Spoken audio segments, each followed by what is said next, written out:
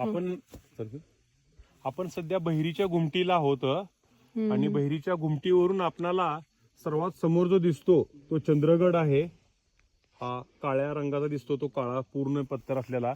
तसाच तुम्ही एक पाठीमागचा डोंगर पार करून पाठीमागं पाहिलात तर त्या ठिकाणी कंगोरी किंवा त्याला मंगळगड म्हणतात.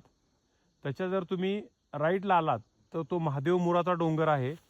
तिथून पुढे राईटला आलात जो सर्वात उंच दिसतोय आपल्याला ती अस्वलखिंड आहे रायरेश्वर या किल्ल्यावरली. त्याच्या थोडंसं पुढं आलात तर तुम्हाला तिथं कोळेश्वरचं पठार दिसेल आणि त्याच्या अलीकडे आलात तर सलूचं दार म्हणून आहे जे इकडे यायला आहे ते तुम्हाला दिसणार आहे. या साईडला हा समोरचा जो आहे तो सापळेची खिंड आहे. समोर जी दिसते तुम्हाला झाडी दिसते आहे हिरवी हिरवी, हा 2 डोंगराच्या मध्ये ती सापळ्याची खिंड आहे.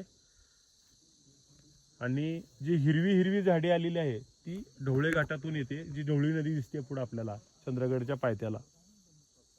त्याच्या चंद्रगडच्या त्या साईडला ढवळे गाव आहे, आंबेनळी घाटाच्या पायथ्याला असलेलं.